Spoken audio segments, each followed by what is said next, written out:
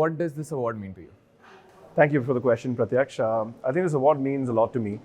First of all, I think it's a testimony of my hard work for the last 10 years or so. I'd like to thank my family and all the teams that I've worked under for the last 10 years. And really thankful and grateful to BW and Exchange for Media Group for honoring me in this award. This really is a testament, like I said, for the hard work that I've done across industries. Where I started my career with an agency and I moved on to Mercedes-Benz India, and then today I work with Britannia Industries Limited. So it's been a great journey, starting from the very bottom, if I may say. And today I'm glad that I could lead corporate communications for a billion-dollar company. But in the process, I think there's a lot that has happened, and there is no substitute to hard work. But I think I'll restrict my answer to the next question that you may ask. What trends do you foresee in the PR and Corp-Com industry coming forward? Well, if I may say, I think in today's world, of generative AI and a lot of other things that are happening, because there are things beyond our control, like the pandemic and global warming and so on. I think today public relations is moving more towards perceived reputation, if I may say. And by that I mean, companies, especially large companies like ours, we need to be very alert on what could be next, right?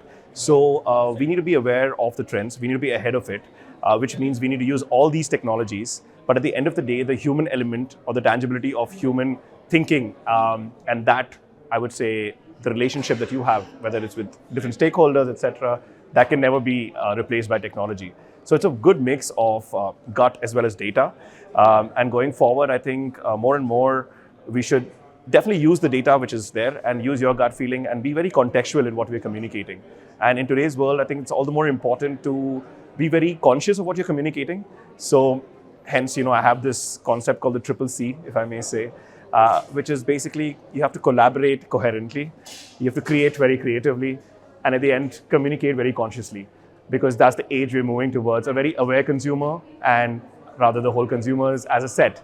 And it's very important to stay relevant to the newer TGs. And that is something that all brands should practice. Great. A word of advice for the younger generation looking to enter the world of corporate communications and PR. Well, I'd like to still believe I'm from the younger generation, but jokes apart, no. But what I'd like to say is, I think one thing in my journey, if I may say, and which hopefully inspires some others, is that you have to stay curious, you have to stay relevant, and you have to stay humble. And there's no substitute to hard work. And as long as you're focused in your journey and you are practicing what your peers and what your elders, as well as I would say your leaders or your mentors are teaching you. And of course, at the end of the day, I think it's like they say, if you do anything for over 100 days, you pick it up as a practice. If you do it over a few years, you only get better at it. But you should never let that hurt your ego or affect your ego. And you should continue to learn. Like, for example, today, none of us even knew what AI was maybe 5 or 7 years ago, while it was there in the industry level.